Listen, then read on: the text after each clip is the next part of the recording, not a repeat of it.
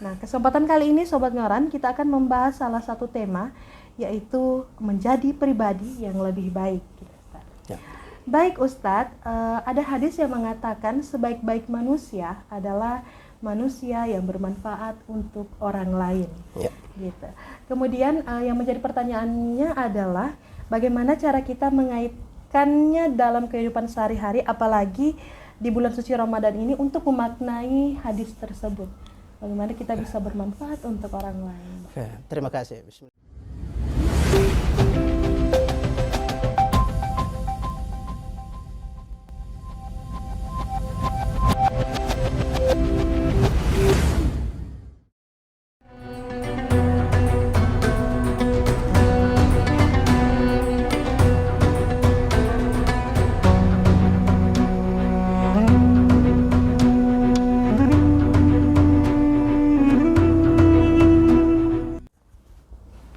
Baik, selanjutnya Sobat Ngoran, gini Ustadz, apalagi ini penonton kita dari kalangan ini, apalagi kalangannya kebanyakan dari siswa-siswi Mantoli-Toli maupun seluruh remaja-remaja. Ya. Apakah ada salah satu langkah-langkah sederhana yang bisa dilakukan oleh kalangan muda supaya dia bisa bermanfaat untuk orang lain gitu?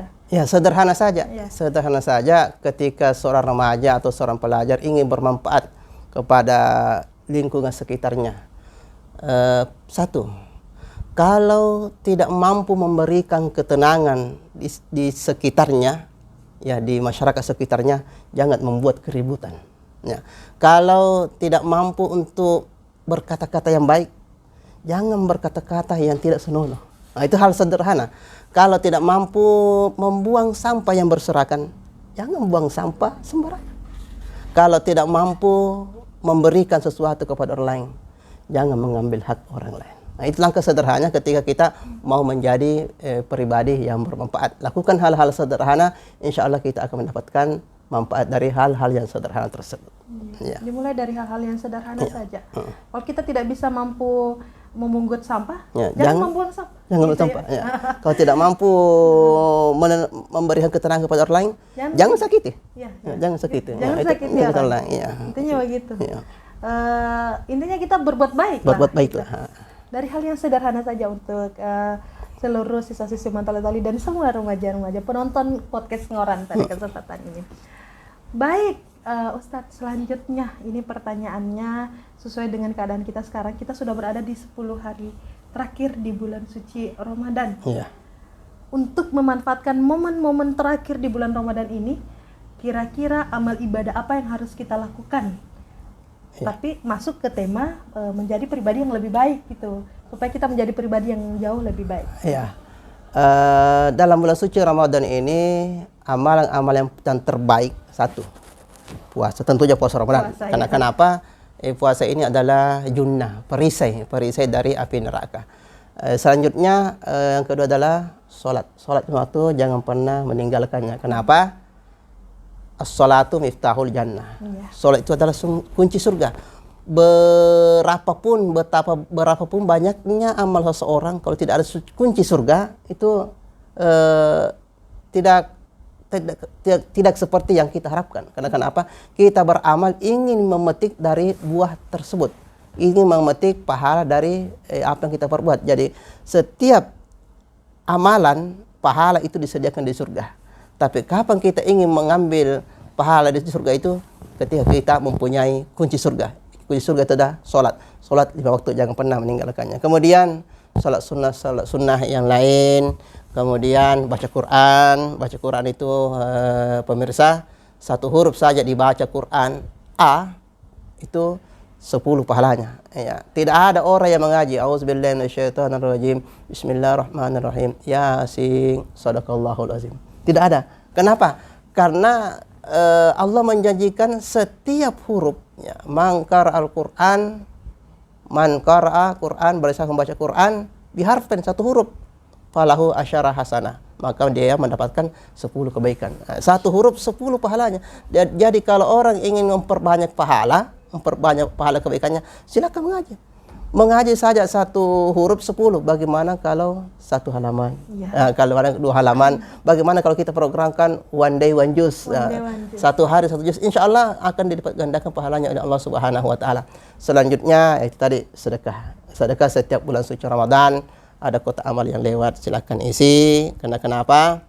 Apa kata Allah Subhanahu Wa Taala? Masaul lazina yunfikuna amwalahum fi sabilillah, seperti orang-orang yang menafkahkan hartanya dalam Allah. Kama salihak batin, seperti 1 biji.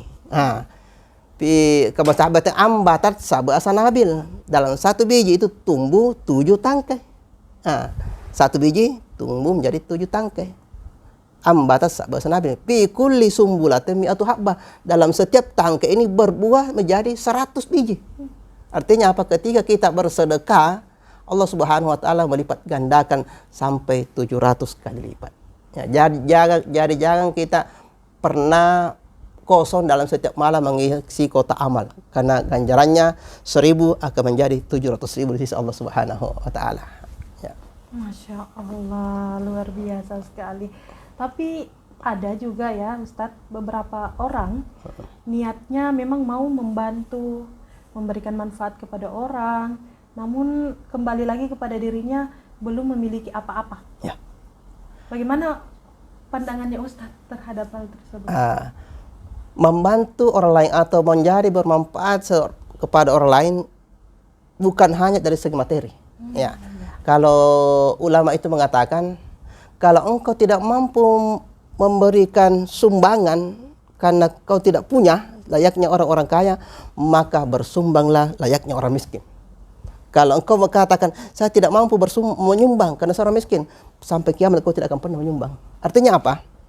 Ketika kita merasa tidak mampu atau orang miskin, jangan meninggalkan sedekah itu, menyumbang itu. Kenapa? Ketika kita menyumbang, ya, kita orang miskin punya uang 5.000. Kemudian disedekahkan 1.000. Tinggal 4.000.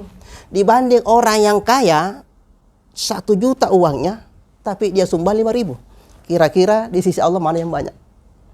Tentu yang banyak di sini adalah orang miskin. Karena orang miskin susah cari 5.000, tapi dia mampu menyumbangkan 1.000. Orang kaya gampang dapat 1 juta, coba 5.000. Jadi beda kualitasnya, beda kualitasnya di sisi Allah Subhanahu Wa Taala. Memang dari segi kuantitas orang kaya banyak, tapi di sisi Allah Subhanahu Wa Taala, Allah melihat bagaimana orang itu tulus memberikan sesuatu. Karena orang menyumbang 5.000 masih ada 4.000, 1 juta dia sumbang 1 juta, dia sumbang 5.000 masih ada 995.000, masih banyak dibanding yang disumbangkannya, dibanding orang-orang miskin. Jadi kesimpulannya, jangan kita menunggu kaya baru kita memberikan bantuan kepada orang lain. Ya, bersedekahlah sesuai dengan kemampuan. Karena Allah Subhanahu Wa Taala melihat ketulusan orang-orang apa yang telah diberikannya menurut keikhlasan dari orang tersebut. Nah, jangan kita nanti mau bersedekah ketika kita menjadi kaya. Tidak bakalan bersedekah kita kalau seperti itu mindsetnya. Tapi bersedekahlah ketika apa yang kita miliki. Insya Allah Allah Subhanahu Wa Taala tidak buta dan tetap menilai sekecil apapun kebaikan orang tersebut. Masya Allah sekali. Jadi Sobat Ngoran, jangan menunggu kita kaya dulu baru mau bersedekah atau mau bermanfaat kepada orang lain. Sebenarnya untuk bermanfaat kepada orang lain bukan hanya tentang materi saja ya. Membantu, membuka batu di jalan juga termasuk. Membantu orang lain. Senyum juga. Sedekah. Senyum itu juga sedekah. Membuat orang lain senang melihat kita itu sedekah gitu ya. Kemudian tadi Allah itu melihat dari nilai niatnya kita, ketulusannya kita, bukan dari jumlah apa yang kita berikan. Betul. Baik Sobat Ngoran, sebelum kita akhiri episode podcast pada kesempatan kali ini, mari kita dengarkan bersama apakah ada tips atau motivasi dari Ustadz. Semoga Ramadan kali ini tidak benar-benar lewat, tidak lewat begitu saja. Apakah ada tips atau motivasi supaya kita menjadi pribadi yang lebih baik di bulan suci Ramadan ini? Baik, ada 3 hadis yang diucapkan oleh Rasulullah menjadi manusia yang terbaik. 1, tadi pertama, khairun nas anfa'uhum linnas. Sebaik-baik manusia adalah manusia yang paling bermanfaat kepada manusia yang lain. Kalau kita punya harta, jadilah harta itu bermanfaat kepada orang lain. Kalau kita punya ilmu, jadilah ilmu itu bermanfaat kepada orang lain. Kedua, khairukum man ta'allamal Qur'an wa 'allamahu. Sebaik-baik kalian adalah yang mempelajari Al-Qur'an dan mengajarkannya. Jadi pemirsa sekalian, jangan pandang enteng yang namanya guru Iqra. Ya, guru Iqra abatasa. Karena ketika seseorang mengajarkan abatasa kepada 3 murid, kemudian murid itu menjadi guru, mengajarkan lagi kepada murid-muridnya, ketika guru tersebut sebelum meninggal atau sesudah meninggal, dia tetap mengalir pahalanya dari apa yang pernah diajarkannya. Yang terakhir adalah khairun nas ampun nas khairukum man talal Quran. Khairun nas man tala umruhu wa hasuna amaluhu. Sebaik-baik manusia adalah yang panjang umurnya tapi baik amal ibadahnya. Wa sa'a wa syarrun nas. Wa syarrun nas, seburuk-buruk manusia adalah man tala umruhu, orang yang panjang umurnya, wasa'a amaluhu, dan buruk amal-amalnya.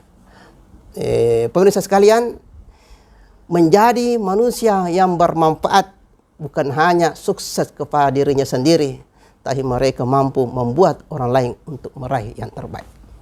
Masya Allah, luar biasa sekali Ustaz. Baik Sobat Ngoran, tidak terasa kita sudah berada di penghujung episode pada kesempatan kali ini. Luar biasa sekali ilmu yang disampaikan oleh Ustadz, mengajarkan kepada kita untuk menjadi pribadi yang lebih baik lagi, dan bagaimana cara kita memanfaatkan momen bulan suci Ramadan ini supaya tidak terlewat begitu saja. Karena sebaik-baik manusia adalah manusia yang bermanfaat untuk orang lain. Terima kasih banyak Ustadz atas kesempatannya. Dan sekian podcast pada kesempatan kali ini. Mohon maaf bila terdapat kesalahan kata maupun ucapan dari kami. Semoga ibadah puasa kita tetap berjalan lancar. Mari kita manfaatkan 10 hari terakhir di bulan suci Ramadan ini dengan berbuat kebaikan dan menambah nilai-nilai ibadah kita di bulan Ramadan. Terima kasih. Kami pamit undur diri. Wassalamualaikum warahmatullahi wabarakatuh. Waalaikumsalam warahmatullahi wabarakatuh.